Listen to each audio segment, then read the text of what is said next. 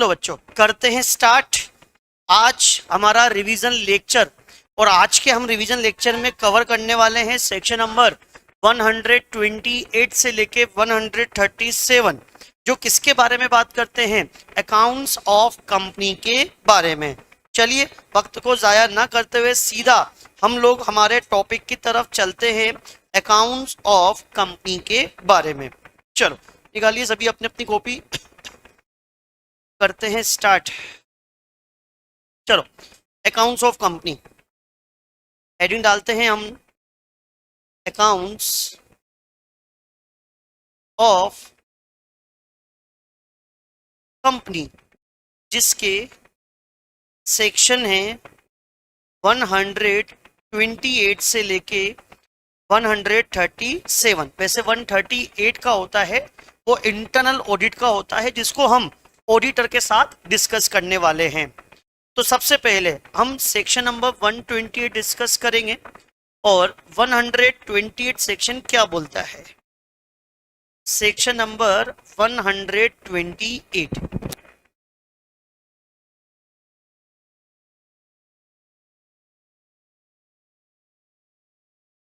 128 maintenance of books of account. Books of account को क्या करना मेरे बच्चे, मेंटेन। बुक्स ऑफ अकाउंट को मेंटेन किस तरीके से किया जाता है, इसका सेक्शन होता है section number 128, books of account को मेंटेन करना। अब मेरे बच्चे सबसे पहले हमको पता होना चाहिए बुक्स ऑफ अकाउंट का मतलब क्या होता है। बुक्स ऑफ अकाउंट से अपन क्या समझते हैं, तो बुक्स ऑफ अकाउंट से क्या समझते हैं, पेन नहीं। तो पहले हम लोग बुक्स ऑफ अकाउंट का मतलब समझ लेते हैं। तो सबसे पहले books of account, books of account का सेक्शन बोलो, section number 2 close number 13। Section number 2 close number 13 में हमको बुक्स ऑफ अकाउंट की डेफिनेशन दे रखी है। और बुक्स ऑफ अकाउंट की डेफिनेशन में क्या आता है, पहला money receive and money expenses, यानी कि कितना एक्सपेंड किया। फिर दूसरा सेल्स एंड परचेस। तीसरा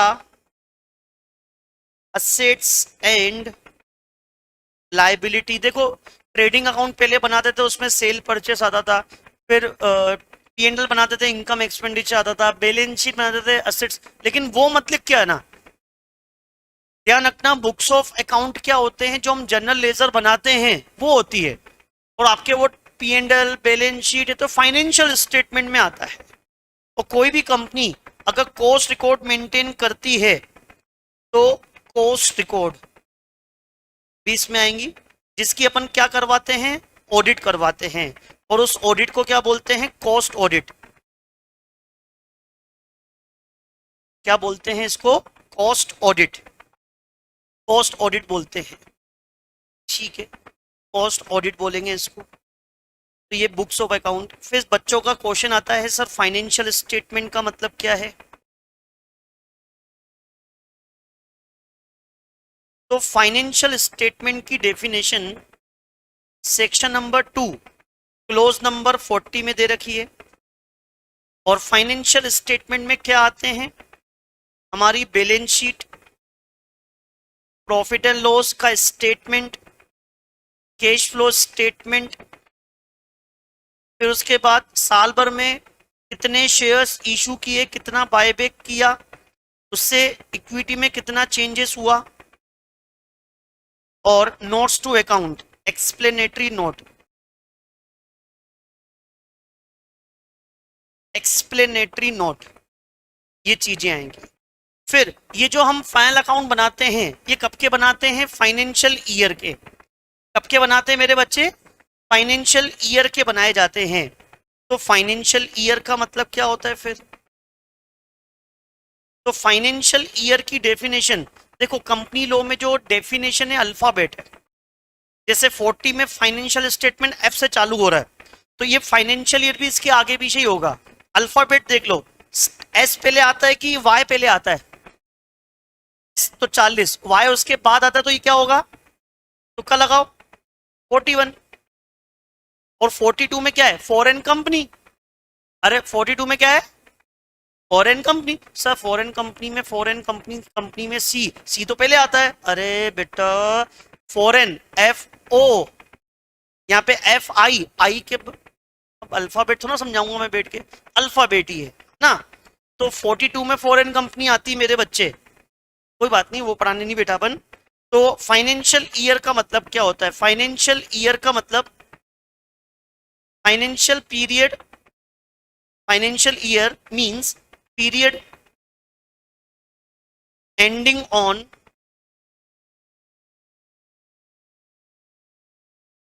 31st day of March। मार्च के 31 तारीख को जो एंड होगी। इफ कंपनी इनकॉर्पोरेटेड ऑन और after 1st January, then financial year means period ending on 31st March of following year, अगले साल। समझ गए ना? अगले साल, पहले साल की बैलेंस शीट 15 महीने की बनेगी। 1 अप्रैल 2025 को बनाया तो फाइनेंशियल ईयर कब एंड होगा? 31 मार्च 2026 को। ठीक है, ये हो गया मेरे बच्चे हमारा तीसरा पॉइंट। तीसरा पॉइंट, इफ कंपनी और body corporate which is holding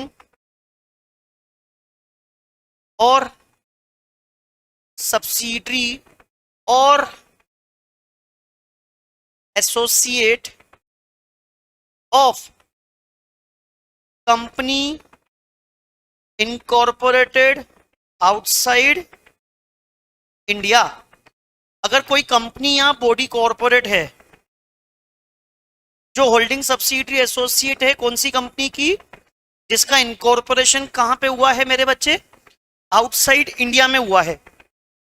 कहां पे हुआ है? आउटसाइड इंडिया में हुआ है। Then with the approval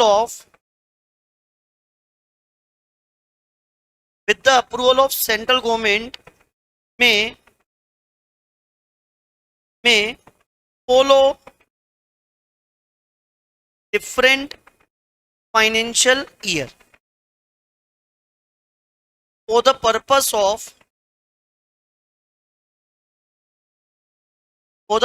of consolidation of account का कंसोलिडेशन करने के पर्पस से। तो इसमें इस वाले टॉपिक में हम ऐसे भी याद कर सकते हैं। पहला, ग्राउंड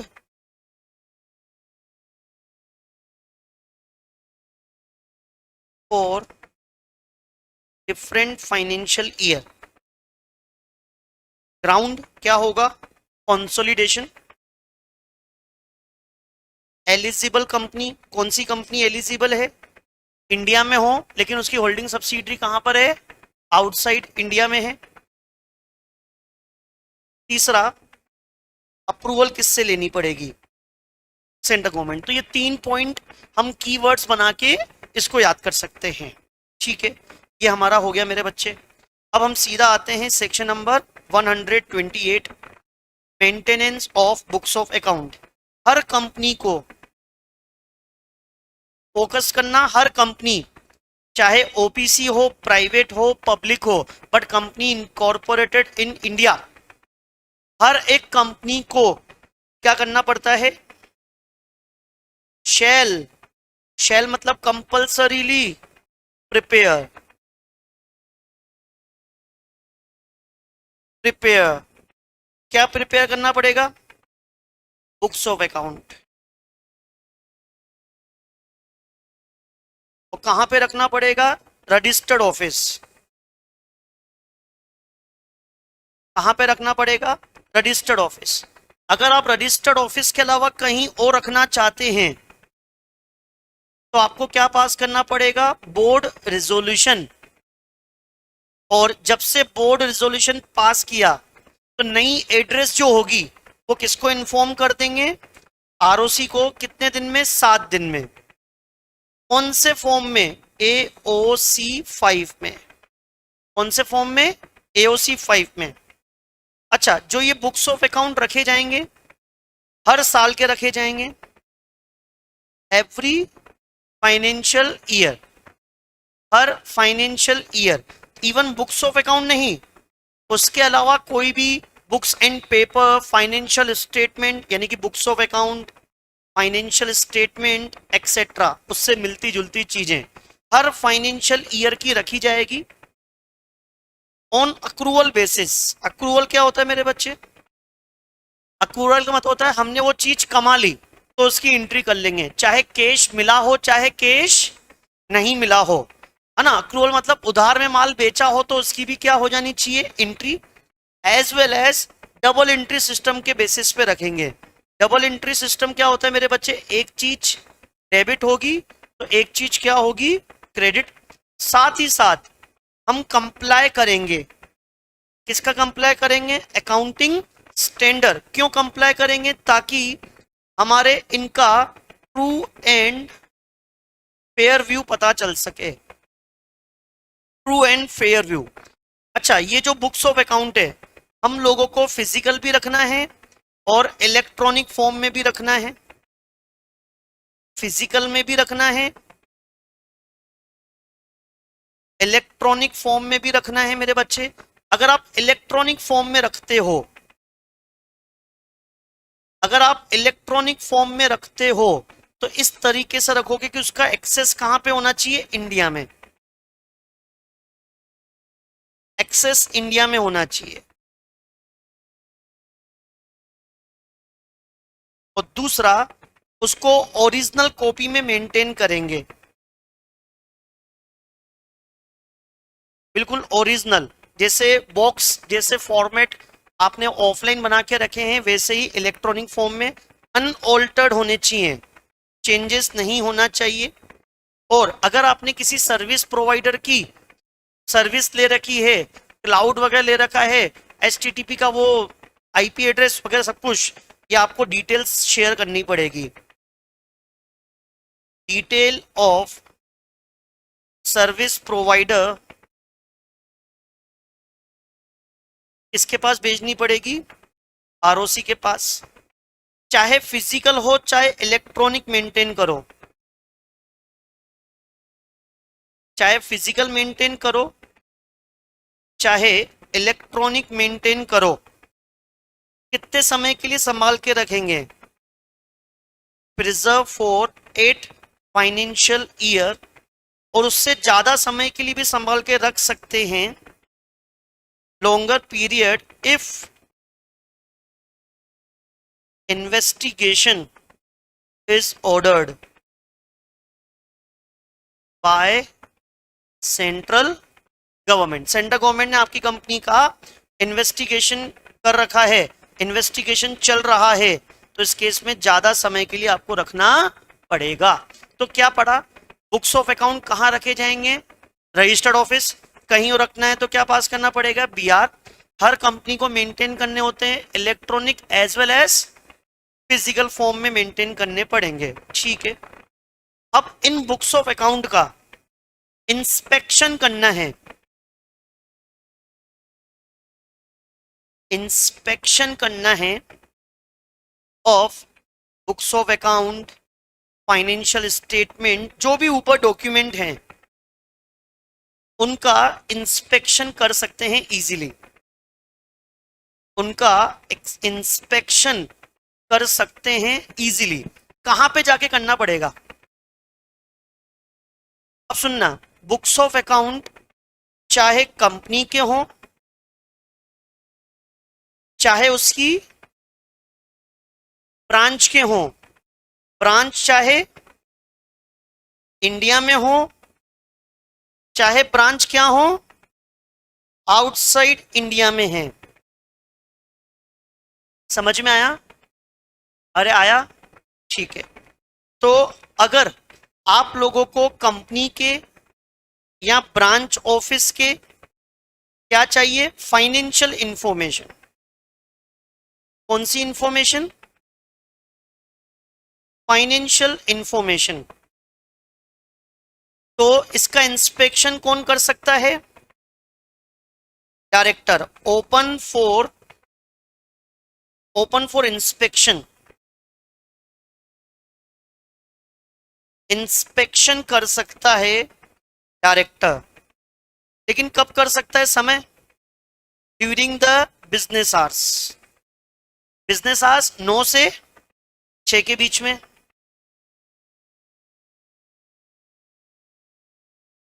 और जब वो इंस्पेक्शन करने आएगा तो कंपनी के एवरी ऑफिसर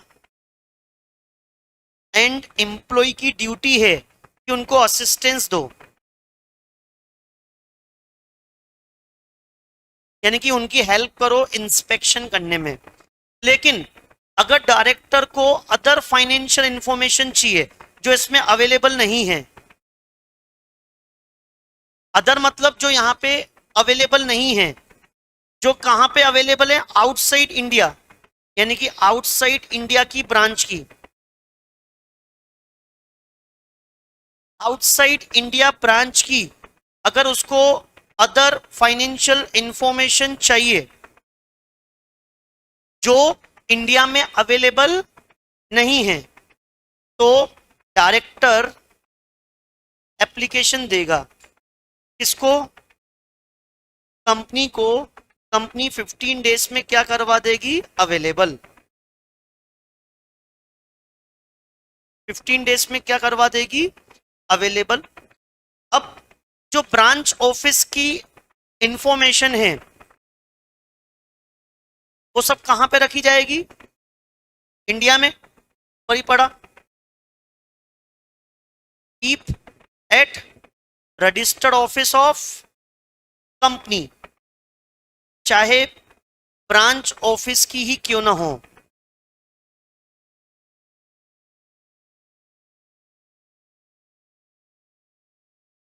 चाहे ब्रांच ऑफिस की ही क्यों ना हो।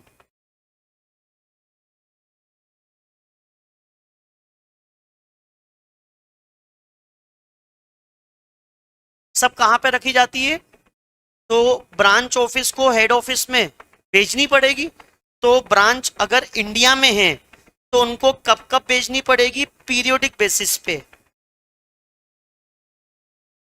और अगर आउटसाइड इंडिया में ब्रांच है तो इंडिया में उनको भेजना पड़ेगा किस बेसिस पे? क्वार्टरली बेसिस पे, ताकि इंडिया में क्या रहे? मेंटेन रहे। डन। तो ये हमने पढ़ा इंस्पेक्शन कैसे होगा और बुक्स ऑफ अकाउंट मेंटेन कैसे किए जाते हैं।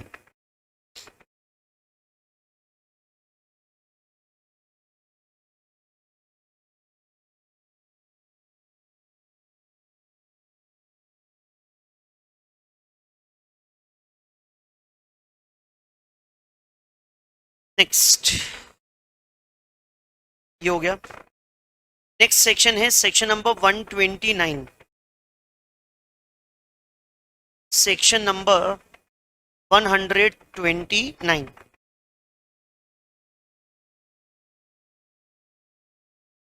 इसका होता है फाइनेंशियल स्टेटमेंट। अब फाइनेंशियल स्टेटमेंट भी किसको मेंटेन करने पड़ते हैं? हर कंपनी को। हर कंपनी को मेंटेन करने पड़ेंगे फाइनेंशियल स्टेटमेंट। हर कंपनी को मेंटेन करने हैं।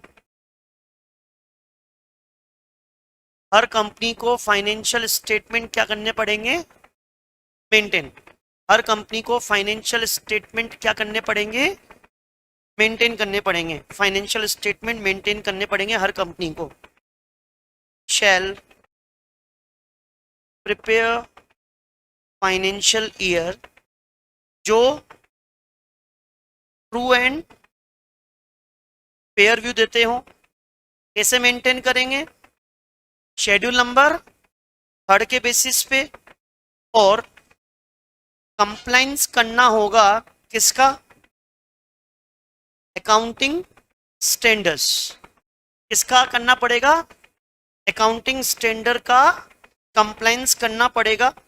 अगर आप कंप्लाइंस नहीं कर पाते हो अकाउंटिंग स्टैंडर्ड का, सेक्शन नंबर 133, अगर आपने कंप्लाई नहीं किया तो डिस्क्लोज करना पड़ेगा डेविएशन, कि भाई फॉलो नहीं करने से क्या चेंजेस आए, वो फाइनेंशियल स्टेटमेंट में क्या करना पड़ेगा? डिस्क्लोज। और यदि एक या एक से ज्यादा सब्सिडरी, एसोसिएट या जॉइंट वेंचर है तो आप लोगों को क्या मेंटेन करना पड़ेगा? Consolidate financial statement. Prepare consolidate financial statement. कैसे मेंटेन करना पड़ेगा?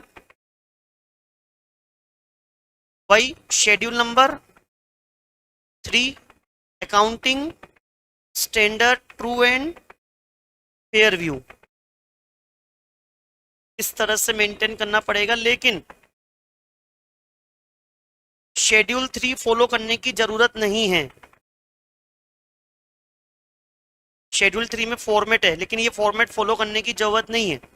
किसको फॉलो करने की जरूरत नहीं है? बैंकिंग कंपनी, क्योंकि उसके लिए आरबीआई ने अलग से दे रखे। इंश्योरेंस कंपनी, और कौन सी है?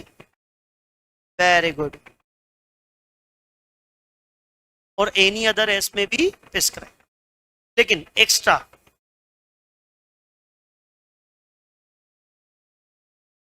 Not require, consolidate financial statement बनाने की जरूरत नहीं है जब नीचे लिखी हुई कंडीशन पूरी हो जाए। कौन सी कंडीशन? पहला, if it is wholly owned subsidiary और partly owned subsidiary, regular base में पढ़ा है अपन लोगों ने, और सारे मेंबर को इंटीमेट कर दिया है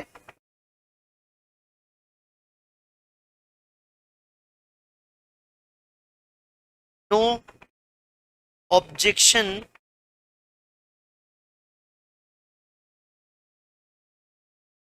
फ्रॉम मेंबर। कंपनी क्या होनी चाहिए? अनलिस्टेड होनी चाहिए कंपनी। और चौथा, जो अल्टीमेट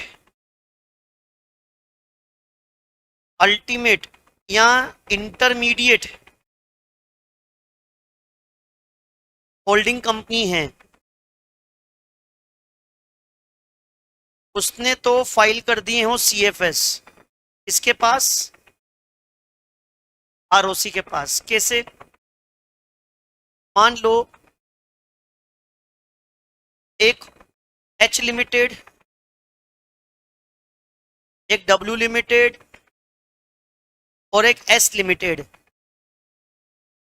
ये होल्डिंग है और ये सब्सिडरी है, होली ओन सब्सिडरी। और ये होल्डिंग भी है किसकी? एस लिमिटेड की। तो सुनना, ये कंपनी क्या होनी चाहिए? अनलिस्टेड। इसको अपने मेंबर से क्या लेनी पड़ेगी? कंसेंट।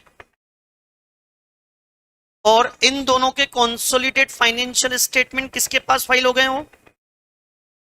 ये हमारी अल्टीमेट होल्डिंग हो गई। तो इन दोनों के फाइल करने की जरूरत, अरे इन दोनों के फाइल करने की जरूरत नहीं है, इन दोनों के फाइल करने की जरूरत नहीं है अगर ऊपर लिखी हुई कंडीशन क्या हो जाती है, फुलफिल। क्या हो जाती हैं, बोलो, इतना समझ में आया? इतना समझ में आया? तो ये कंडीशन फुलफिल हो गई, तो आपको कंसोलिडेट बनाने की जरूरत नहीं है। तो कंसोलिडेट बनाने के लिए पहले वो होली ओन सब्सिडियरी होना,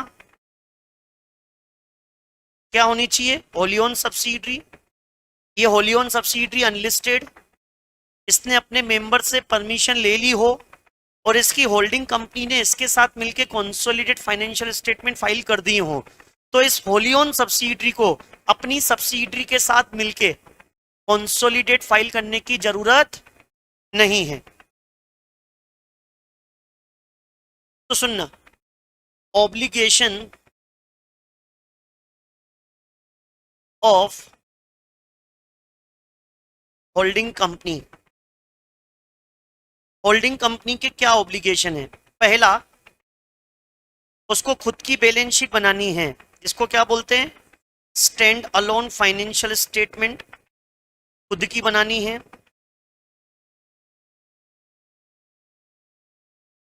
दूसरा, कंसोलिडेट बनानी है।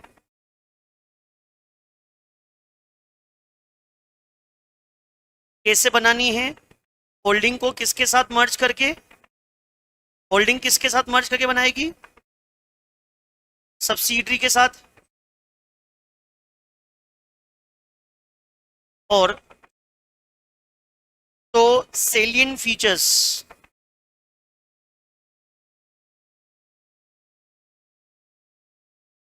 सब्सिडियरी के, एसोसिएट के, जॉइंट वेंचर के, कौन से फॉर्म में बनाने होते हैं इनको, ये AOC1, यानी कि इनको सब्सिडियरी के भी रखने पड़ेंगे।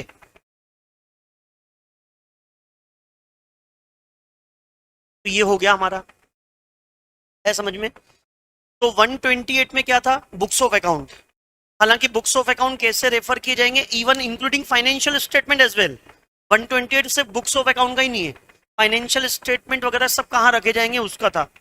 और 129 स्पेसिफिक किसका था, फाइनेंशियल, यानी कि फाइनेंशियल स्टेटमेंट के दो सेक्शन हो गए, 128 भी है और 129 भी है। ठीक है, अब मेरे बच्चे हमने फाइनल अकाउंट बना दिए, अब फाइनल अकाउंट पे क्या करवाएंगे, साइन। साइन कौन करेगा,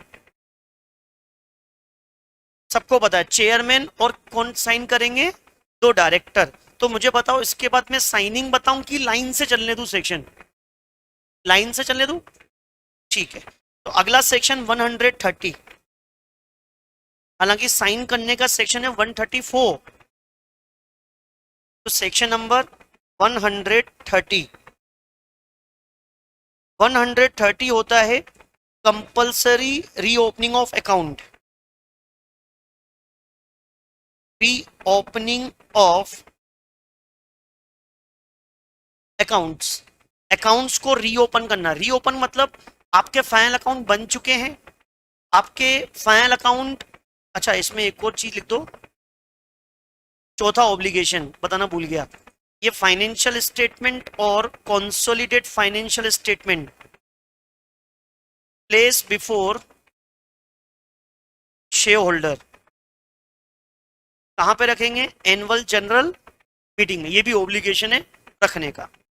चलो, तो एक बार आपके फाइनल अकाउंट बन गए, ऑडिट हो गई, एजीएम में रख लिया, शेयर होल्डर से फाइनलाइज करवा दिया, क्या उसके बाद उन फाइनल अकाउंट को चेंज कर सकते हैं? नहीं। एक बार एजीएम में फाइनलाइज हो गया, उसके बाद कभी भी उन फाइनल अकाउंट में चेंज नहीं कर सकते, लेकिन एक तरीका है, हो सकता है। कैसे? सेक्शन नंबर 130 और 131। 130 क्या बोलता है, central government, SEBI, income tax authority, या कोई रेगुलेटरी या कोई पर्सन कंसर्न जिसको दिक्कत है, पर्सन कंसर्न, इतने सारे लोगों को अगर कंपनी के फाइनेंशियल स्टेटमेंट में कोई चुगली करनी है, रीओपनिंग करवानी है, तो रीओपनिंग कैसे करवाएंगे, वो एप्लीकेशन भेजेंगे किसके पास, एनसीएलटी या फिर किसके पास, कोर्ट के पास। यहाँ पे कोर्ट में भी जा सकते हैं हम, लेकिन ग्राउंड क्या रहेगा, जाओगे ग्राउंड्स क्या रहेंगे, ग्राउंड्स क्या रहेंगे, पहला ग्राउंड कि कंपनी के जो अकाउंट्स हैं, जो कंपनी ने अकाउंट बनाए हैं वो फ्रॉडलेंटली बनाए हैं, और कंपनी के अफेयर्स क्या हैं, मिसमैनेज। कंपनी के अफेयर्स क्या हैं, मिसमैनेज हैं, तो वो एप्लीकेशन भेजेंगे इनके पास। अच्छा, एप्लीकेशन उनमें से किसी एक के पास भेजेंगे, तो एनसीएलटी उसकी एप्लीकेशन की कॉपी यानी कि नोटिस किसको देगा, income tax, SEBI, central government etcetera. मतलब एक ने दी होगी तो सबके पास कॉपी भेज देगा जो ऊपर नाम लिखे हुए हैं, और उनको बोलेगा तुम्हें कोई आपत्ति है तो बताओ, रिप्रेजेंटेशन दो अपना, और रिप्रेजेंटेशन सुनने के बाद अपना ऑर्डर पास कर देगा कि रीओपन करना है कि नहीं।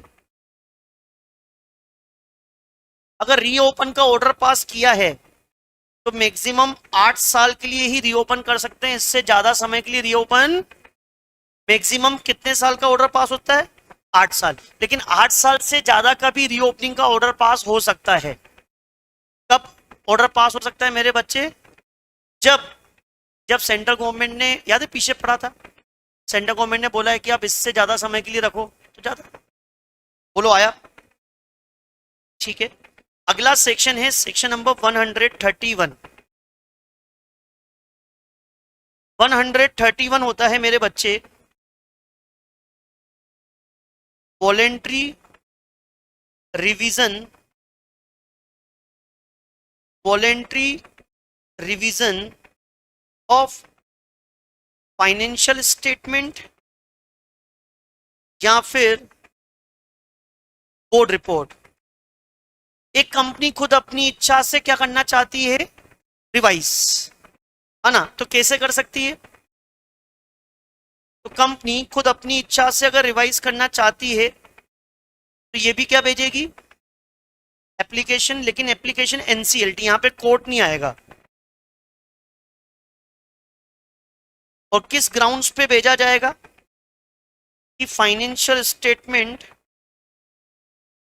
नॉट एज पर सेक्शन, कि आपके final account as per section number 129 नहीं बने हुए, और जो बोर्ड रिपोर्ट है not as per section number 130। Board report बनती है जो डायरेक्टर बनाते हैं, 134 सबसेक्शन नंबर 3 में बनाते हैं। 134 में तो बैलेंस शीट पे साइन होती है, सबसेक्शन नंबर 1 और 2 में। 3 में आता है बोर्ड रिपोर्ट, डायरेक्टर रिपोर्ट। तो एप्लीकेशन भेजेंगे, एप्लीकेशन भेजने के बाद एनसीएलटी इस एप्लीकेशन की भेजी, इस एप्लीकेशन की कॉपी यानी कि नोटिस किसको देगा, इनकम टैक्स अथॉरिटी को और सेंट्रल गवर्नमेंट को, कि भैया तुम्हें भी कोई आपत्ति है क्या, तुम्हें जाना है क्या, वो रीओपन कर रहे हैं कंपनी, कोई घोटाला तो नहीं हो जाएगा ना। तो ये अपना रिप्रेजेंटेशन देंगे एनसीएलटी को, फिर जाके एनसीएलटी हाँ या ना का ऑर्डर पास करेगा। अगर ऑर्डर पास कर दिया है तो रीओपन कर सकते हैं, रिवाइज कर सकते हैं, मैक्सिमम 3 साल का। वो कंपनी फिर ऑर्डर की कॉपी किसको फाइल कर देगी, आरओसी के पास।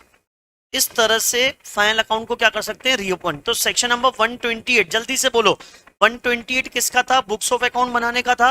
Books of account financial statement कहाँ रखे जाते हैं, रजिस्टर्ड ऑफिस। रजिस्टर्ड ऑफिस के अलावा कहीं और रखना है तो क्या पास करना पड़ेगा, बीआर। बीआर की कॉपी किसके पास फाइल करनी पड़ेगी, आरओसी। कितने दिन में फाइल करनी पड़ेगी, ठीक है, 7 डेज में AOC 5 में फाइल करनी पड़ेगी। फिर अगला हमने पढ़ा सेक्शन नंबर 129 की जो फाइनेंशियल स्टेटमेंट है कैसे बनाएंगे, अकाउंटिंग स्टैंडर्ड, शेड्यूल 3 और true and fair view. Consolidate होगा तो भी ठीक है, और अगर कुछ कंपनियों को कंसोलिडेट बनाने की जरूरत नहीं है उसके लिए कंडीशंस को क्या करना पड़ेगा, फुलफिल। फिर उसके बाद अगला हम लोगों ने पढ़ा था सेक्शन नंबर 130, यानी कि वो कंपलसरी रीओपन है, यानी कि इनकम टैक्स वाले आएंगे तो रीओपन होगा इसे। और वॉलेंट्री आप अपनी इच्छा से करना चाहते हो तो एनसीएलटी के पास रिक्वेस्ट करोगे, 3 साल का मैक्सिमम क्या कर सकते हैं, रीओपन कर सकते हैं। नेक्स्ट अगला सेक्शन 132, नेक्स्ट पेज पे लिख लेते हैं सेक्शन नंबर 132। इसका है NFRA, national financial reporting authority. National financial reporting authority किसने बनाया, सेंट्रल गवर्नमेंट ने। कैसे बनाया, NIOG करके, नोटिफिकेशन इन ऑफिशियल गजट। और इसका जो हेड ऑफिस है, इसका हेड ऑफिस कहां पर है मेरे बच्चे, न्यू दिल्ली में इसका हेड ऑफिस है। और इस नफरा के अंदर कितने लोग होते हैं, 2 तरह के लोग होते हैं। एक तो होगा मेरे बच्चे चेयरमैन, और मैक्सिमम 15 मेंबर। कितने मेंबर होंगे, 15 मेंबर होंगे। अब ये नफरा करता क्या है, नफरा के काम क्या हैं, फंक्शंस। नफरा क्या काम करता है, क्या फंक्शंस हैं। पहला, फॉर्मुलेट करेगा एंड रिकमेंडेड करेगा। किसको रिकमेंडेड करेगा, सेंट्रल गवर्नमेंट को। किस बारे में, accounting standard, accounting policy, auditing standard, auditing policy. Monitor करेगा एंड एनफोर्स करेगा। किस चीज को, कंप्लाइंसेस को, कि हर कोई व्यक्ति accounting standard, accounting policy, auditing standard, auditing policy का क्या करे, कंप्लाइंस करे और ओवरसी करेगा। द क्वालिटी ऑफ प्रोफेशनल्स, जो प्रोफेशनल्स हैं, ऑडिटर्स हैं, वो अपना काम सही से कर रहे हैं कि, और वो as per this accounting standard, accounting policy कर रहे हैं कि नहीं कर रहे। नफरा जो भी अपने काम करता है, जो अपने फंक्शंस को डिस्चार्ज करेगा, इसके थ्रू करता है, डिवीजन बना के।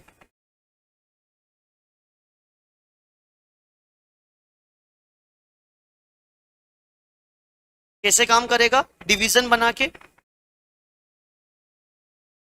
और इस डिवीजन का प्रिसाइडिंग ऑफिसर कौन होगा, chairman, presided by chairman of NFRA. या चेयरमैन नहीं बनना चाहता तो किसको बना देंगे, फुल टाइम मेंबर को।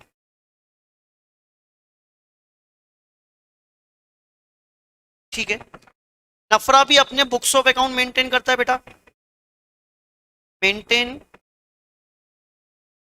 Books of account. और जो नफरा अपने बुक्स ऑफ अकाउंट मेंटेन करेगा उसकी ऑडिटिंग किससे करवाएंगे, C&AG से। और बनाने के बाद C&AG इसको फॉरवर्ड कर देगा मेरे बच्चे सेंट्रल गवर्नमेंट को।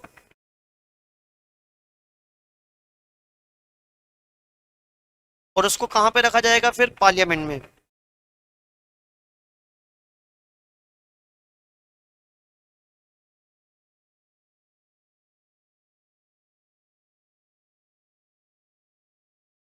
ठीक है, जनरली ये नफरा C&AG रिपोर्ट बना के नफरा को देता है, फिर नफरा फॉरवर्ड करता है किसको, सेंट्रल गवर्नमेंट।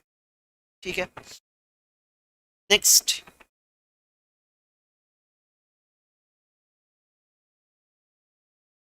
जो नफरा है, नफरा के पास सेम पावर है, shall have same power of civil code. एक सिविल कोड के ऊपर समन इशू करना, ऑर्डर पास करना, कमीशन, ये सारे। साथ ही साथ also have the power to investigate professional misconduct. किसी ऑडिटर ने मिसकंडक्ट किया है, प्रोफेशनल मिसकंडक्ट, अगर ये प्रूफ हो जाता है सही में इसने किया है, तो उस बंदे के ऊपर क्या लगा दी जाएगी, उस फर्म के ऊपर क्या लगा दी जाएगी। अगर वो ऑडिटर इंडिविजुअल है, सोल प्रोप्राइटरशिप है, या अगर फर्म है, तो उनके ऊपर मिनिमम 1 लाख रुपए की फाइन, मैक्सिमम 5 टाइम्स जितनी इसकी फीस है। लेकिन अगर पार्टनरशिप फर्म है तो minimum 5 lakh, maximum 10 times of fees. और साथ ही साथ उनको डिबार भी कर सकते हैं।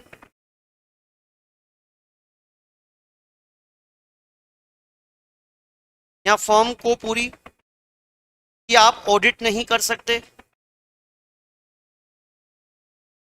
या फिर वैल्यूएशन भी नहीं कर सकते। कितने समय के लिए? मिनिमम 6 महीने, वेरी गुड, मैक्सिमम 10 साल। इस तरह से आपको वो क्या कर सकते हैं, डिबार कर सकते हैं। ठीक है। अब यहाँ पे जो चेयरमैन बनेगा, चेयरमैन के पास एक्सपर्टीज होनी चाहिए, मेंबर्स के पास भी एक्सपर्टीज होनी चाहिए। बाकी चेयरमैन के पास तो होनी चाहिए। इसमें account, audit, law, finance.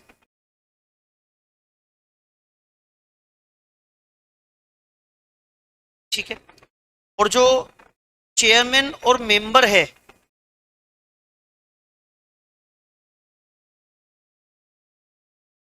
Full time member, इनका एसोसिएशन नहीं होना चाहिए, not associate with audit form. किसी भी ऑडिट फॉर्म से इनका एसोसिएशन नहीं होना चाहिए। जब तक इनका अपॉइंटमेंट रहेगा तब तक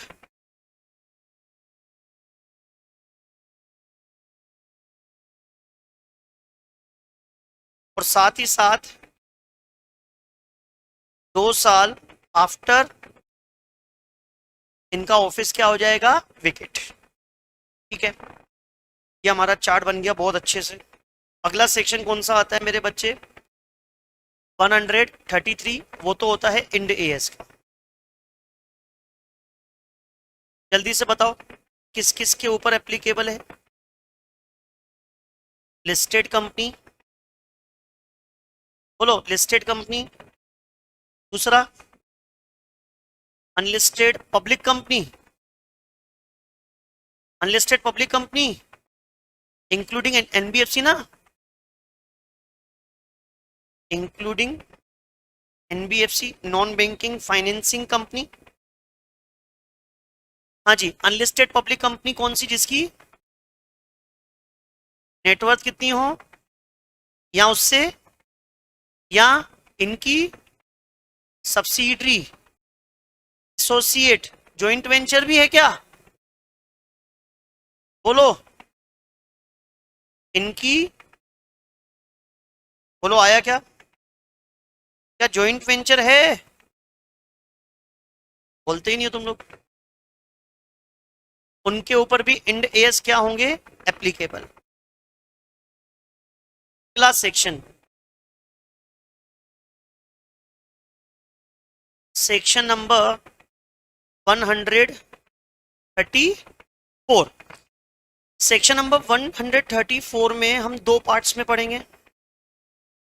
एक 134 सबसेक्शन नंबर 3 और एक 102। इस पे तो है sign, approval and signing of financial statement. चाहे फाइनेंशियल स्टेटमेंट हो चाहे कंसोलिडेट फाइनेंशियल स्टेटमेंट हो, कौन अप्रूव करेंगे? Board of director. Share holder approve नहीं करते हैं, शेयर होल्डर फाइनलाइज करते हैं। और अप्रूव होने के बाद इस पे क्या करवाई जाएगी? साइन। साइन कितने जने करेंगे? साइन कितने जने करेंगे? If chairman authorise.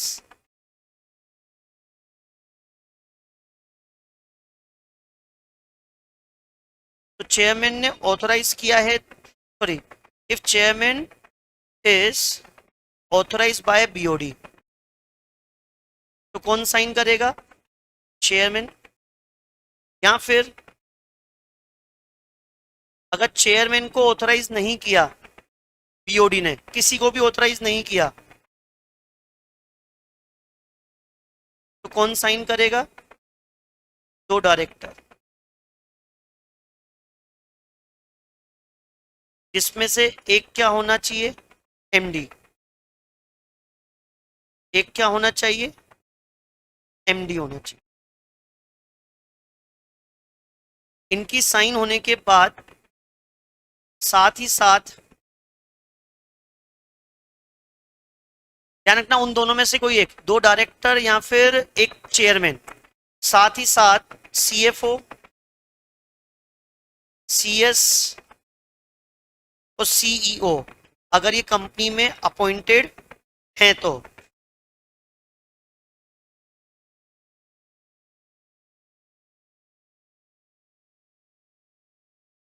आया? लेकिन अगर ओपीसी हुई तो साइन एक डायरेक्टर ही करेगा।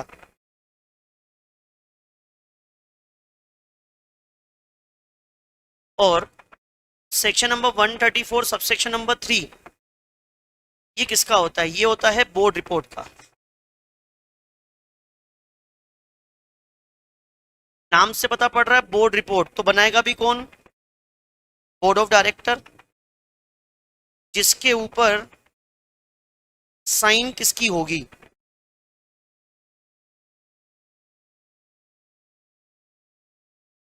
साइन किसकी होगी? चेयरमैन, वही जिसको ऑथोराइज किया है बीओडी ने। तो अगर चेयरमैन को ऑथोराइज नहीं किया तो कितने डायरेक्टर साइन करेंगे? 2। इसमें सीईओ सीएफओ वाली कंसेप्ट नहीं आएगी। और ये बोर्ड रिपोर्ट 21 दिन पहले इसके पास भेज देंगे, शेयर होल्डर के पास। 21 दिन पहले शेयर होल्डर्स के पास भेज देंगे।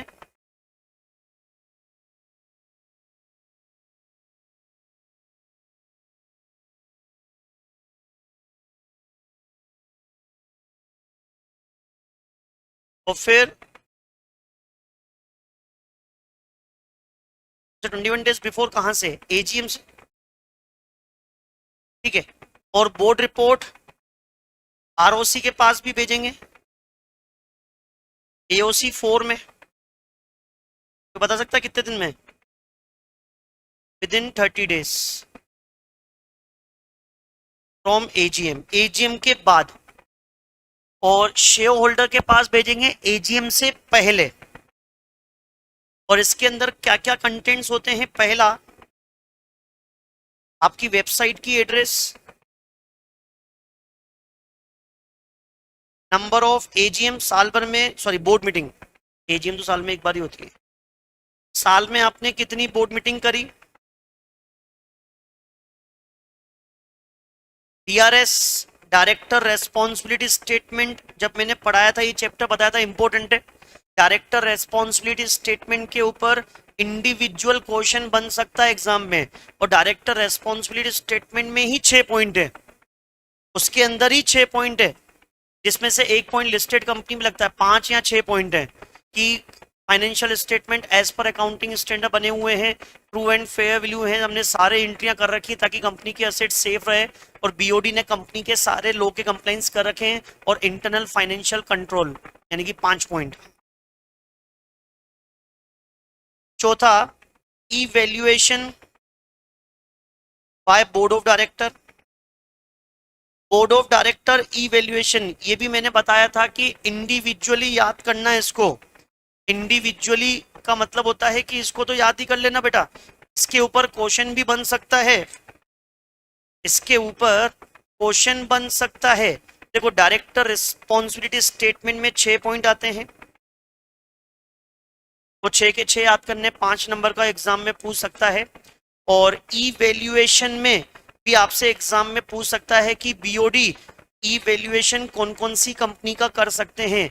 बीओडी इवैल्यूएशन करते हैं कि कंपनी के जितने भी डायरेक्टर हैं उन्होंने अपना काम सही से किया है कि नहीं किया, उनको जो साल भर में काम दिया गया है उन्होंने अपने काम को परफॉर्म किया है कि नहीं किया। और ये प्रोविजन किसके ऊपर लगता है इवैल्यूएशन वाला? लिस्टेड कंपनी और ऐसी पब्लिक कंपनी जिसकी पेड अप शेयर कैपिटल कितनी हो, 25 करोड़ या उससे ज्यादा हो, तो वहां के बीओडी की जिम्मेदारी है कि उनको इवैल्यूएशन करनी पड़ेगी अपने सभी डायरेक्टर्स की। 5वां point, statement of companies affair. Company यानी कि कंपनी की समरी में balance sheet, recommendation of dividend, company के बीओडी ने कितना डिविडेंड रिकमेंडेड किया है। सेक्शन नंबर 186 के पर्टिकुलर्स, 186 इंटर कॉर्पोरेट लोन, एक कंपनी ने दूसरी कंपनी को कितना लोन दिया है, कंपनी ने साल भर में रिजर्व्स में कितना अमाउंट ट्रांसफर किया है, सीएसआर का कंपोजिशन। और सीएसआर सबको पता होगा, सीएसआर का प्रोविजन किसके ऊपर लगता है, 500, 1000 इन कंपनियों के ऊपर लगता है, और उनका कंपोजिशन सीएसआर में कहां लगाया, उनकी पॉलिसी, और सीएसआर में नहीं लगाया तो उसका रीजन। और एक और याद करना, declaration by independent director. Independent director हर साल डिक्लेरेशन देता है कि मैं इंडिपेंडेंट हूं, मेरा कंपनी में कोई इंटरेस्ट। एक और याद करना, इनमें से वैसे ही अपन को 6 याद होने चाहिए, मैं तो फिर अपनी इच्छा से लिखाई जा रहा हूं। और भी एक और आप लोग को याद होना, रिपोर्टिंग ऑफ फ्रॉड।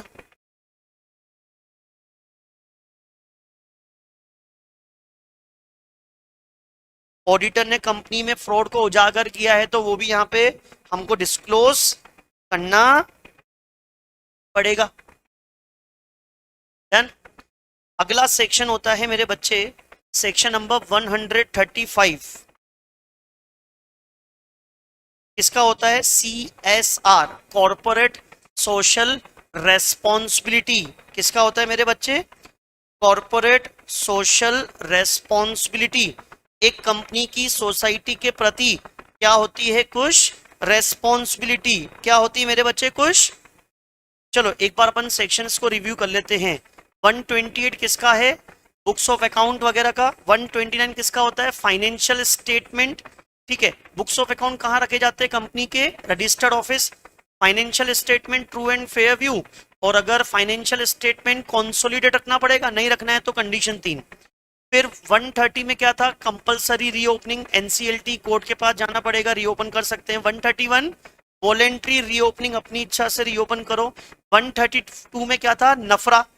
नफरा का देख लिया, और डिवीजन के रूप में काम करता है, एएस अकाउंटिंग पॉलिसी वगैरह बनाता है। फिर 133 Ind AS, listed company, unlisted public company जिसकी नेटवर्थ और उनकी सब्सिडरी एसोसिएट। फिर उसके बाद 134 साइन, और सबसेक्शन नंबर 3 में बोर्ड रिपोर्ट। किस क्या लिखा हुआ है, ठीक है। फिर उसके बाद 135 हम क्या डिस्कस करने वाले हैं, CSR, कॉर्पोरेट सोशल रेस्पॉन्सिबिलिटी। अब देखना, एक कंपनी की ये सेक्शन सभी के ऊपर एप्लीकेबल है, चाहे प्राइवेट हो, चाहे पब्लिक हो, चाहे फॉरेन कंपनी हो। बस शर्त है उनका नेट प्रॉफिट कितना होना चाहिए प्रीवियस ईयर का, 5 करोड़, या फिर नेटवर्थ कितनी होनी चाहिए, 500 करोड़, या टर्नओवर कितना होना चाहिए 1000 करोड़। तीनों में से कोई एक प्रीवियस ईयर का, कौन से ईयर का, प्रीवियस ईयर का, तीनों में से एक भी हो गया तो उस कंपनी के ऊपर सीएसआर का प्रोविजन एप्लीकेबल होगा। जिनके ऊपर सीएसआर का प्रोविजन एप्लीकेबल है उनको, उन कंपनियों को एक कमेटी बनानी पड़ेगी। कमेटी का नाम क्या नाम है, सीएसआर कमेटी। क्या बनानी पड़ेगी, एक सीएसआर कमेटी, जिसमें मिनिमम कितने डायरेक्टर मेंबर बनते हैं, 3, और कम से कम एक क्या होना चाहिए, इंडिपेंडेंट। कंपनी में अगर इंडिपेंडेंट नहीं है तो फिर कितने होने चाहिए, 2। जैसे प्राइवेट कंपनी में इंडिपेंडेंट नहीं होते तो वहां पे भी 3 नहीं चाहिए, कितने जने चाहिए, 2। फॉरेन कंपनी होगी तो उसमें भी कितने होने चाहिए, 2। सीएसआर कमेटी का जो कंपोजिशन है वो हम लोगों को बोर्ड रिपोर्ट में क्या करना पड़ेगा, डिस्क्लोज। सीएसआर कमेटी के फंक्शंस क्या हैं, सीएसआर कमेटी क्या काम करती है, 3 काम है, तीनों काम सीक्वेंस से याद होने चाहिए। FRM, F मतलब फॉर्मुलेट करेगा सीएसआर पॉलिसी, और उस सीएसआर पॉलिसी में क्या लिखी हुई होंगी, सीएसआर एक्टिविटीज। R मतलब रिकमेंडेड करेगा बीओडी को कि सीएसआर एक्टिविटी में कितना पैसा लगाना है। तो सीएसआर एक्टिविटी में कितना पैसा लगाना पड़ता है, 2%। किसका 2%, प्रॉफिट का।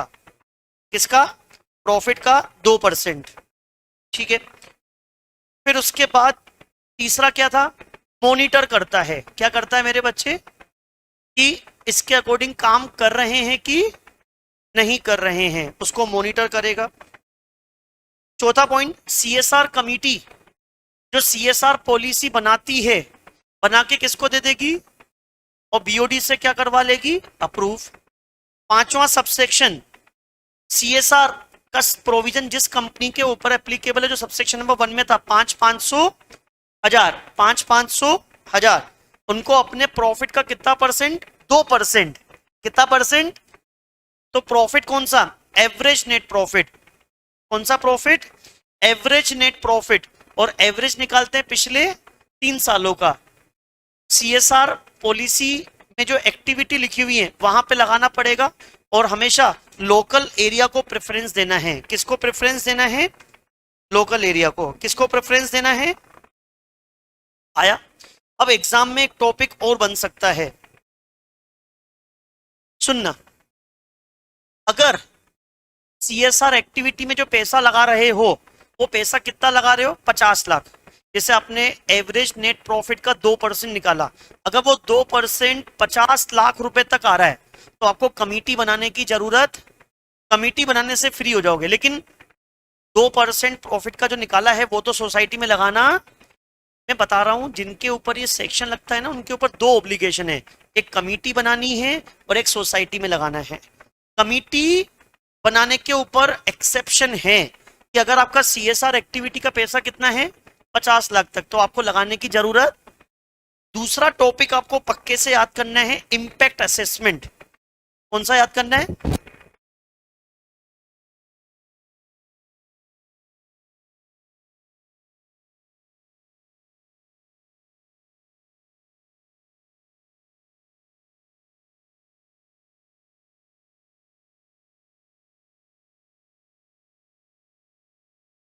हाँ जी। तो ये इंपैक्ट असेसमेंट को अच्छे से याद करना, इंपैक्ट असेसमेंट को अच्छे से याद करना। ठीक है, तो क्या है इंपैक्ट असेसमेंट, कंपनी, ये पूरी इंग्लिश लिखी हुई है, इसको आप एग्जाम में भी लिख सकते हैं, बहुत सिंपल लैंग्वेज में लिखा हुआ है। Company with average CSR obligation of 10 crore more.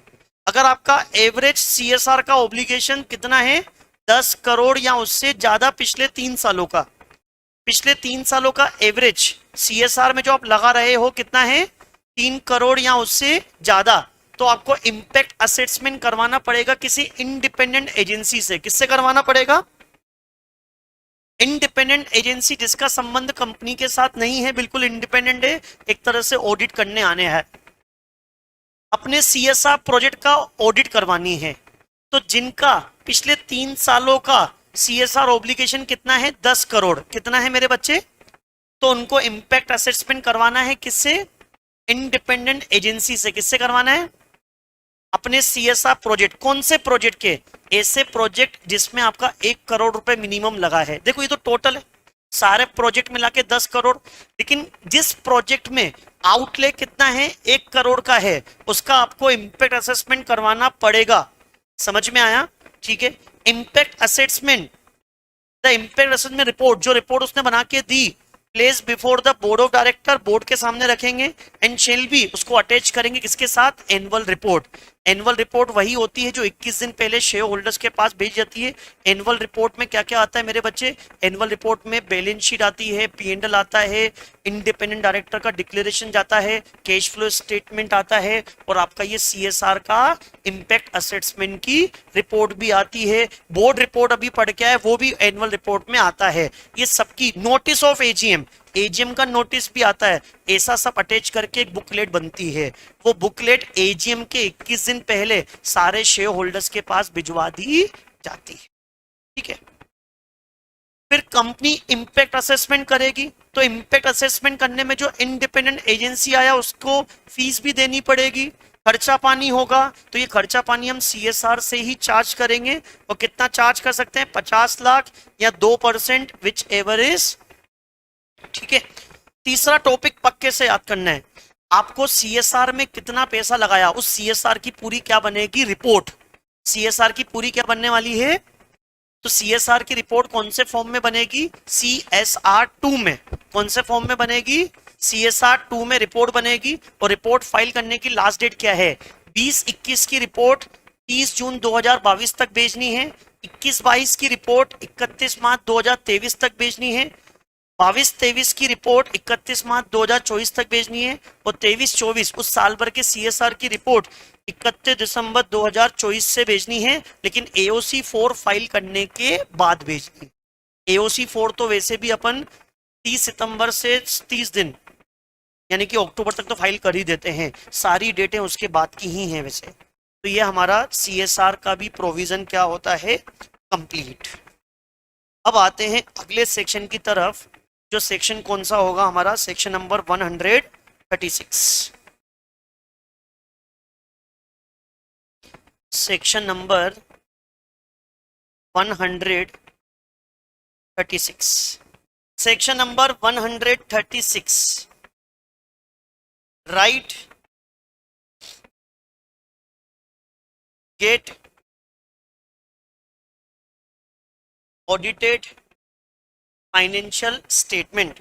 Right to get audited financial statement, यानी कि आपको ऑडिटेड फोकस करना। ऑडिटेड सवाल पैदा हो सकता है, अनऑडिटेड तो क्या होगा? ऑडिटेड फाइनेंशियल स्टेटमेंट मिलेंगे हर company, every company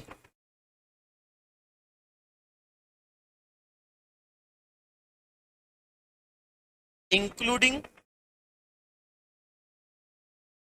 listed company. तो इन कंपनियों को नोटिस जनरल मीटिंग का, financial statement, consolidated financial statement, audit report, board report, ये सारी चीजें 21 दिन पहले या फिर 14 दिन पहले, सेक्शन 8 कंपनी 14 डेज बिफोर भेजती है एजीएम का नोटिस, या फिर शॉर्टर नोटिस होगा तो 95% कंसेंट लेके किसके पास भेजेंगे? ये सारी चीजें सारे मेंबर एंड डिबेंचर होल्डर के पास भेजेंगे। कैसे भेजेंगे? अगर ईमेल एड्रेस अपडेट है तो इलेक्ट्रॉनिक मोड से भेजेंगे, नहीं है तो फिजिकल कॉपीज भेजेंगे।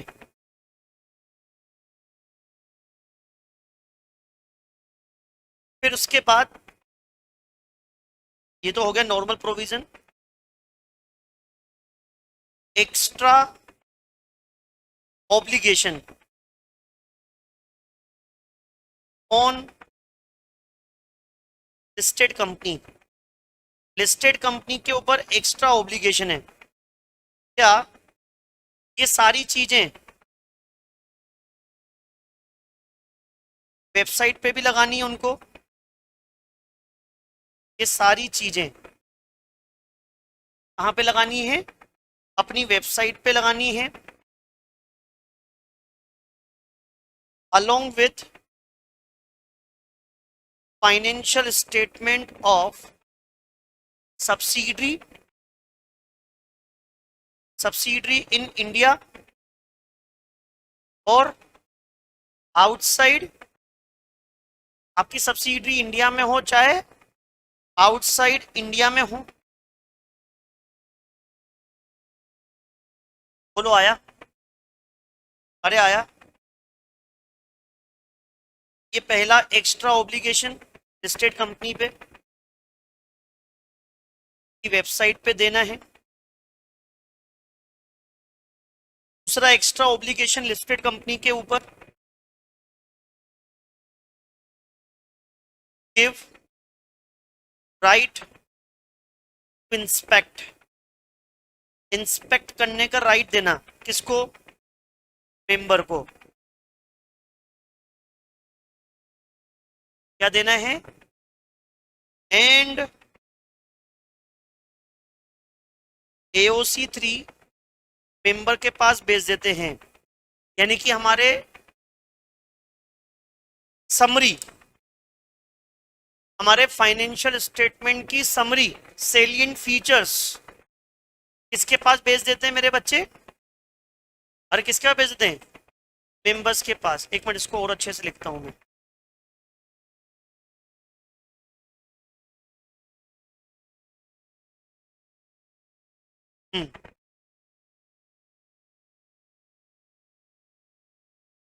सेलिएंट फीचर लिख दो बस, सही है। सेलिएंट फीचर्स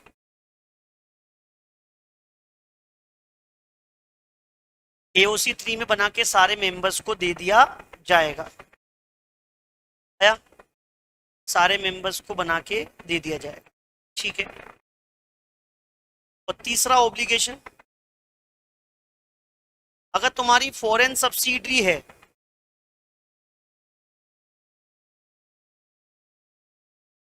और अकाउंट्स की ऑडिट करवाने की जरूरत नहीं है,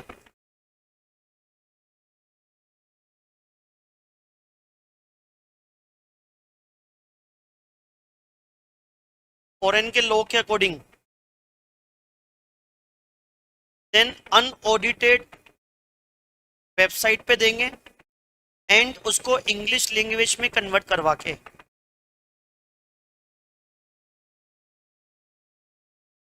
इसके बाद ही वेबसाइट पे देंगे।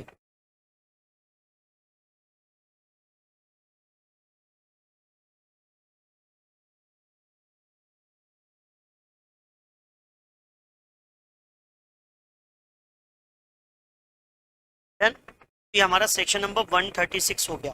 अगला सेक्शन 137। 137 बोलता है कि आप लोगों को बैलेंस शीट वगैरह ROC के पास फाइल करनी है। कितने दिन में? अगर AGM बुलाई गई है या AGM नहीं बुलाई। अगर AGM नहीं बुलाई तो इस केस में AOC 4 में ROC के पास भेज देंगे। AOC 4 कितने दिन में? 30 दिन में।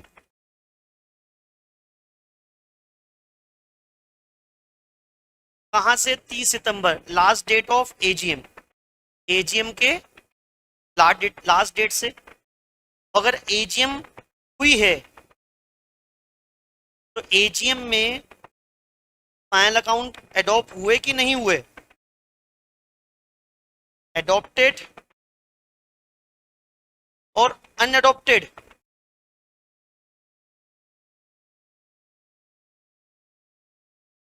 क्या?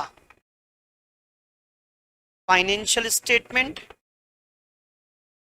Consolidate financial statement, board report, audit report,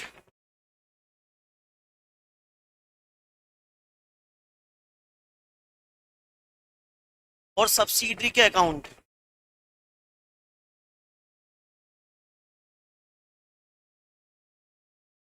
ये सब भेजने हैं। कौन से फॉर्म में भेजेंगे?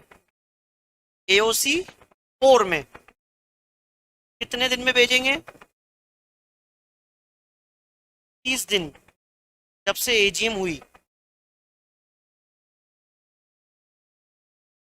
इसके पास, आरओसी के पास, अगर अनएडॉप्टेड हैं तो भी 30 दिन में भेजना है।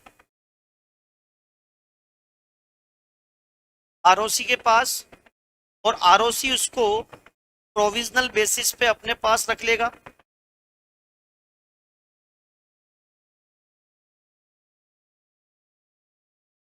और उसके बाद जब भी मीटिंग होगी,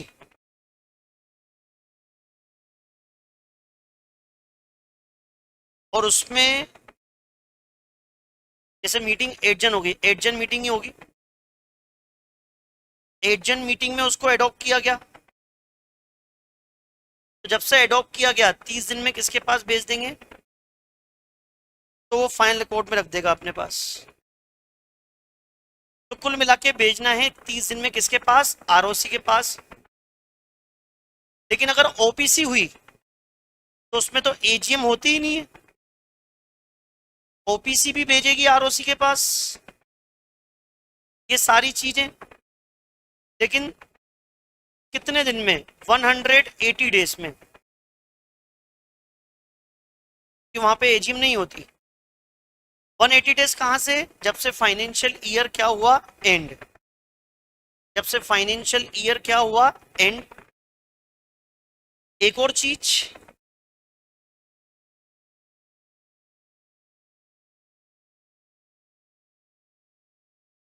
अगर लिस्टेड कंपनी है,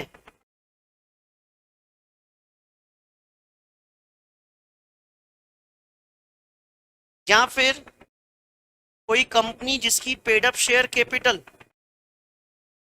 5 करोड़ है, या कोई कंपनी जिसका टर्नओवर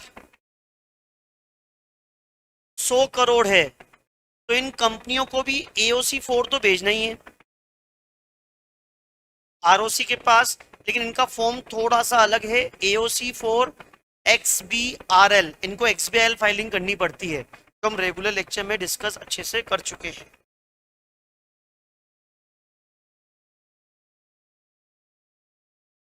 तो यहीं पे हमारे 137 सेक्शंस क्या होते हैं? कंप्लीट। एक बार छोटा सा रीकेप हो जाए, क्या तुम लोग को सारे सेक्शन याद हुए कि नहीं हुए? जाना जा सकता है? हाँ जी। तो हमने कौन सा चैप्टर स्टार्ट किया? Accounts of company. एक छोटा सा रीकेप, जिसमें कितने सेक्शन आए? 128 से लेके, वैसे 138 है, इसमें सारे फॉर्म एओसी के नाम से आए।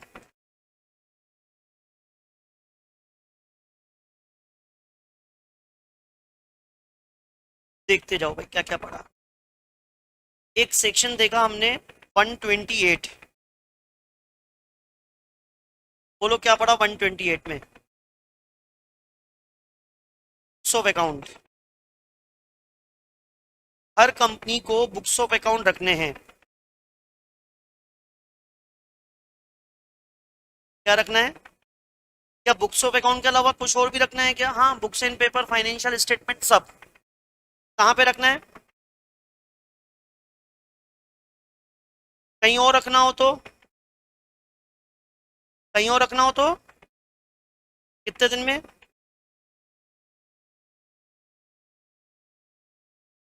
इसके पास अगला सेक्शन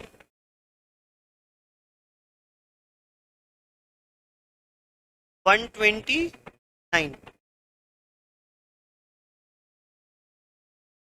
ये आपके फाइनेंशियल स्टेटमेंट।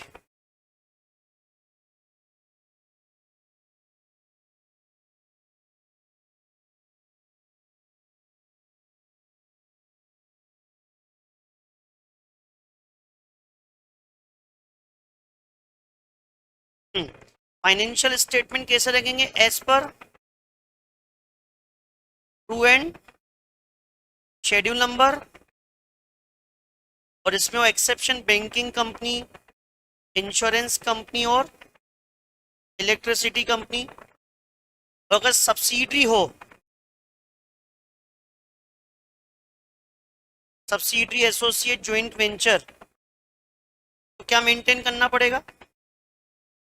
ऑल्सो हैव, या ऑल्सो मेंटेन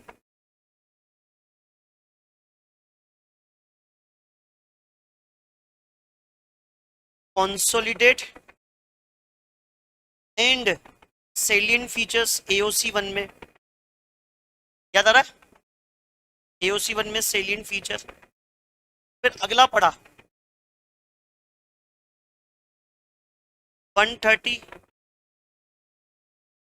इसमें हमने क्या पढ़ा? Reopening of account. इसके अंदर हमने देखा सेंट्रल गवर्नमेंट, सेबी और इनकम टैक्स अथॉरिटी या कोई और इसके पास जाता है, एनसीएलटी या फिर कोर्ट के पास। फिर वो क्या पास करेगा? अपना ऑर्डर, और इस तरह से अपन क्या कर लेंगे? रीओपन। कितने साल के रीओपन कर सकते हैं? 8 साल के। बोलो, आया समझ? ऐसे आप हर सेक्शन के क्या बना लेना? नोट्स। तो इस तरह से हमारे सारे सेक्शंस के समरी चार्ट भी बन जाएगा, और हम लोगों ने पूरा बना भी दिया। एक बार लास्ट रिवीजन कर लेते हैं, last final. 128 books of account कहाँ पे रखे जाएंगे? कहीं और रखना है तो बोर्ड रिजोल्यूशन। 129 फाइनेंशियल स्टेटमेंट, 3 चीजें। शेड्यूल नंबर 3 एएस, वो ठीक है, आया। सब्सिडरी होगी तो क्या रखना पड़ेगा? कंसोलिडेट भी रखना पड़ेगा। 130 रीओपनिंग किसके बोलने पे होगा? SEBI, income tax. कहाँ जाएंगे? NCLT court. और कितने साल की रीओपन? 131 में तुम खुद जाओगे, रीओपन करवाओगे, किसके पास जाओगे? एनसीएलटी कोर्ट, नहीं लिखना उसमें। और मैक्सिमम कितने साल के रीओपन? 3। 132 नफरा, नफरा बहुत बड़ा सेक्शन था। 133 इंड एएस किसके ऊपर एप्लीकेबल है? लिस्टेड, अनलिस्टेड पब्लिक 250 और उनकी होल्डिंग सब्सिडरी, ठीक है। 135 सीएसआर, सीएसआर 500, जो 500 हजार में आ जाए उसमें एवरी कंपनी लिखना है, पब्लिक प्राइवेट नहीं, एवरी कंपनी। और 500 हजार, 2 ऑब्लिगेशन, कमिटी बनानी और 2%। कमिटी में कितने लोग? 2 या 3। इंडिपेंडेंट होंगे तो 3, नहीं तो 2।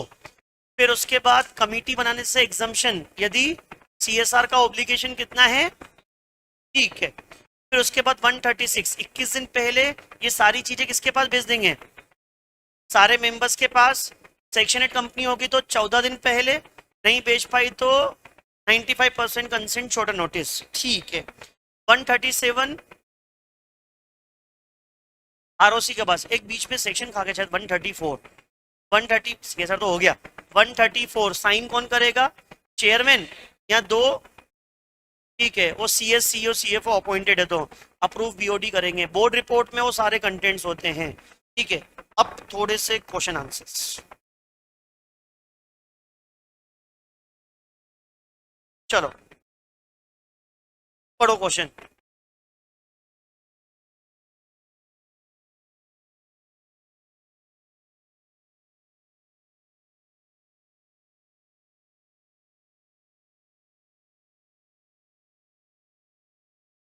चलो क्वेश्चन नंबर 1,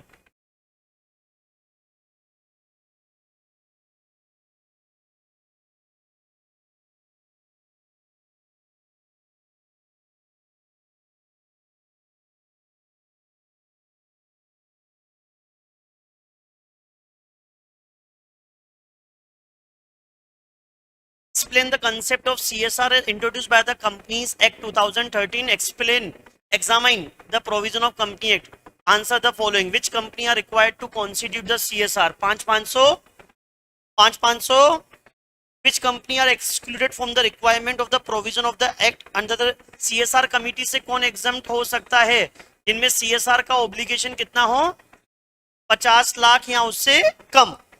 फिर उसके बाद what is the minimum contribution, कितना कंट्रीब्यूशन करते हैं सीएसआर में? 2%। किसका? एवरेज नेट प्रॉफिट, और एवरेज पिछले ठीक है, फिर ठीक है, हो ही गया। अगला question, mister Bhagwat recent acquired 76% shares of the public company in the hope of earning good dividend income. Unfortunately, BOD ने डिविडेंड नहीं दिया क्योंकि उनके पास प्रॉफिट एडिकेट नहीं है। Inconvenience, mister Bhagwat seek permission of the company to allow him. उसको books of account का इंस्पेक्शन करना है, क्या वो कर सकते हैं? नहीं। इंस्पेक्शन सिर्फ कौन कर सकते हैं? डायरेक्टर। कोई और कर? डायरेक्टर भी कब कर सकता है मेरे बच्चे? During the business hours. कोई और कर? समझ में आया? लेकिन एक बार एक्स्ट्रा किसी को नॉलेज चाहिए तो रेगुलेशन नंबर 89 पढ़ लेना, टेबल नंबर एफ का एक बार निकालो ना यार। देखो, सबको मैंने एक एप्लीकेशन डाउनलोड करवाई थी कि हम कंपनी एक्ट के बारे में ऑन द स्पॉट सब चीजें देख सकते हैं। Table number F schedule number 1 में आती है। कंपनी लॉ की कौन सी शेड्यूल में है?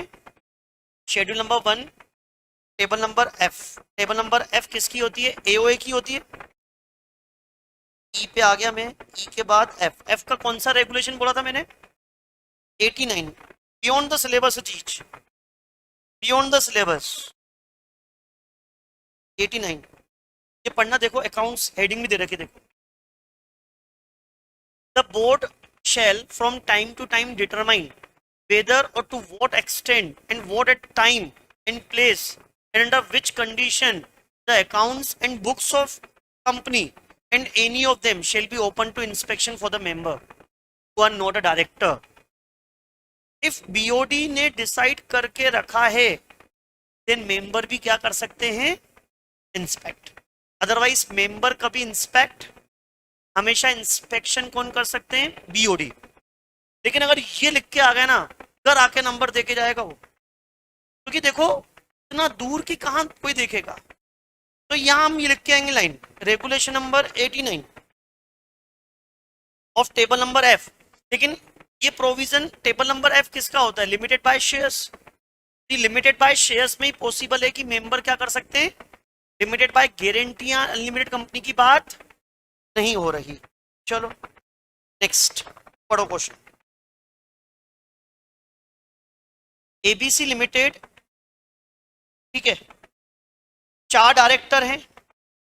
इन addition company has mister D MD. The company also has company secretary, company में कंपनी सेक्रेटरी भी है।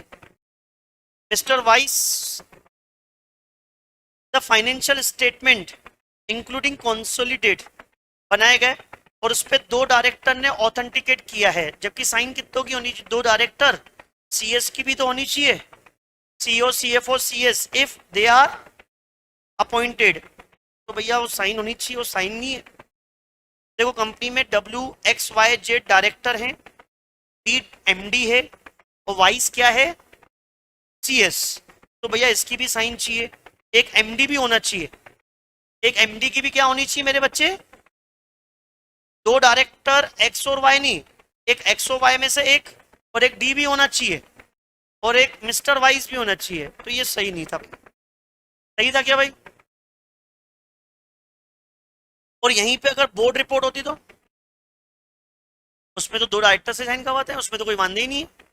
फाइनेंशियल स्टेटमेंट में जिसका दिक्कत है। चलो नेक्स्ट पढ़ो ये क्वेश्चन।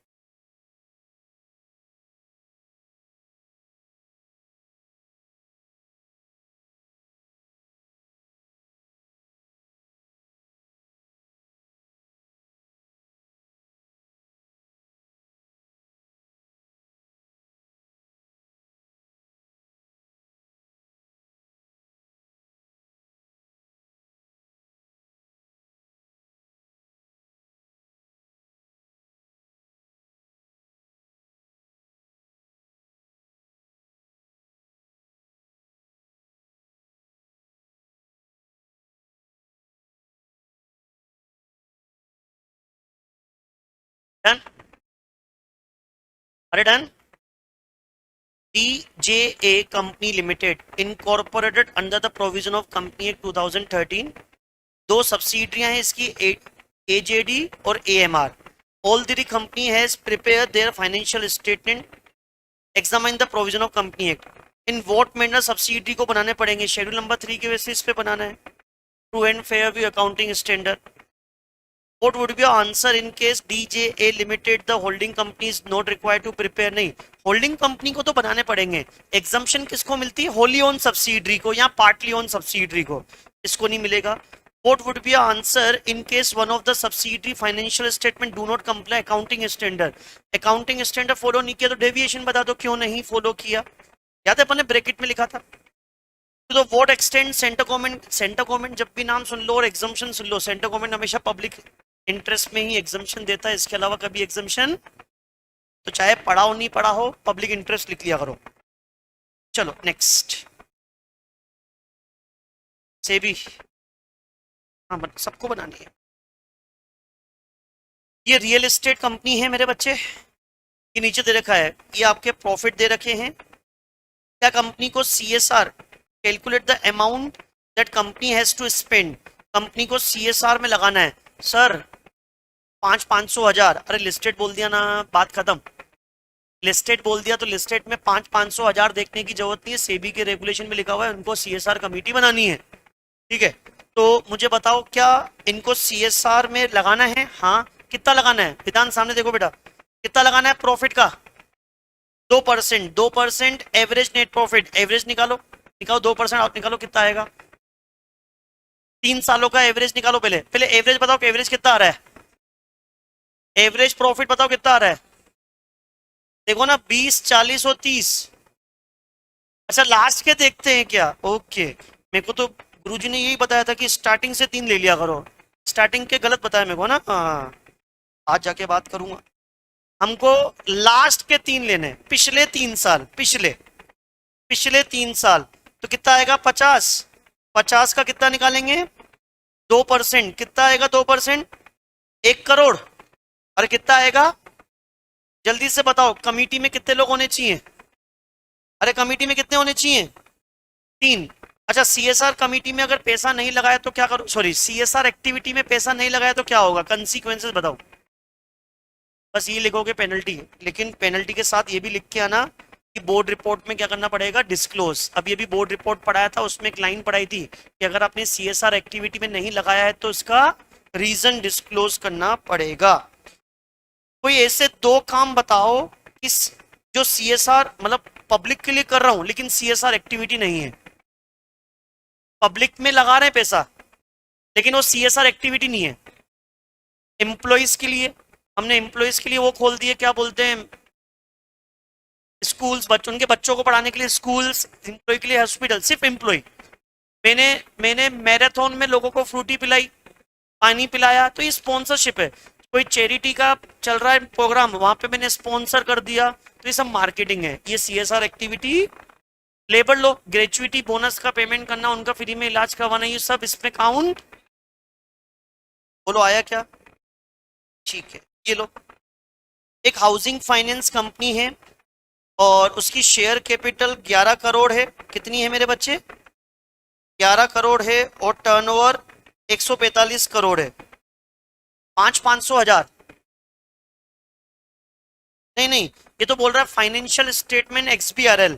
ध्यान रखना, XBRL किसको बनानी पड़ती है? लिस्टेड पब्लिक कोई भी कंपनी जिसकी कितनी हो, इसकी 11 करोड़ है तो उसको XBRL बनाने की तो जरूरत है.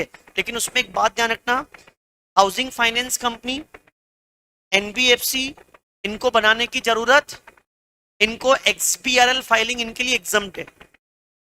जैसे बैंकिंग कंपनी हो गई, हाउसिंग फाइनेंस हो गई, NBFC हो गई, इनके लिए एग्जम्प्ट है. क्या है इनके लिए? इनको XBRL फाइलिंग बनाने की जरूरत, क्योंकि इनके लिए अलग से रेगुलेशंस बने हुए हैं. तो ये लिख लेना आप लोग, है ना, ध्यान से. चलो ये क्वेश्चन पढ़ के बताओ. कंपनी सिंगल एंट्री सिस्टम के बेसिस पे account, double entry, section number 129 में पढ़ाया. Company the person responsible for the complying books of account. कौन व्यक्ति कंप्लाइंस करेगा? MD, CFO, यही रेस्पॉन्सिबल रहते हैं. क्या इलेक्ट्रॉनिक फॉर्म में रख सकते हैं और उसका एक्सेस आउटसाइड इंडिया? नहीं, उसका एक्सेस कहाँ होना चाहिए? चलो इसका आंसर दो. CSR एक्टिविटी में पैसा लगाना है, किस में लगाना है, और CSR कमेटी बनानी है। ये बोल रहा है कि देखो हमारा टर्नओवर 1000 हो गया तो हमको CSR कमेटी बनानी पड़ेगी। Answer is not. रीजन, हम प्रीवियस ईयर के डाटा लेते हैं।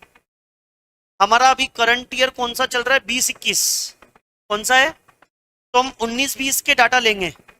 19-20 में 500-1000 दिख रहा है क्या, नहीं, तो इसको CSR कमेटी बनाने की जरूरत। हम करंट ईयर के डाटा नहीं लेंगे, वो करंट ईयर में क्या है, 6 महीने के डाटा है। हम प्रीवियस ईयर के डाटा लेंगे, वो भी साल भर के। करंट ईयर के डाटा नहीं लेंगे। करंट ईयर के डाटा हमेशा 500-1000 कब का देखना है, ये करंट ईयर है 20-21 से। देखो 31 सितंबर 2020, 6 महीने के डाटा है सिर्फ। कितने महीने के डाटा है, करंट ईयर, प्रीवियस ईयर के देखते हैं। बोलो आया समझ में, अरे आया। चलो जल्दी से ये क्वेश्चन बता दो, आखिरी है आज का, आज का आखिरी। बोलो। अरे अपन ने पढ़ा था ना, चाहे कोई सी भी कंपनी हो सबको फाइल करना है। कितने दिन में फाइल करना है, 30 AGM से। AGM नहीं हुई तो जब होने वाली थी उसके, सॉरी AGM नहीं हुई तो 30 सितंबर से 30 दिन। लेकिन अगर AGM हुई थी और उसमें अगर फाइनल अकाउंट एडॉप्ट नहीं हो पाए तो मीटिंग क्या हो जाएगी, एडजन। फिर लेकिन हम जो ओरिजिनल मीटिंग थी वहां से 30 दिन में जरूर भेजेंगे प्रोविजनल बेसिस पे। फिर जब एडजन मीटिंग होगी, एडजन मीटिंग में एडॉप्ट होंगे, वहां से भी 30 दिन में हमको फाइनली भेजना पड़ेगा। बोलो आया। आज के लिए इतना ही करते हैं, बाकी क्वेश्चंस की शीट में आपके रिलेवेंट ग्रुप पे भेज दूंगा, वो भी आप लोग प्रैक्टिस कीजिएगा और जितने ज़्यादा हो चाहे उतने प्रैक्टिस कीजिए। नेक्स्ट सेशन रखेंगे जिसमें हम लोग ऑडिटर के बारे में डिस्कस करेंगे।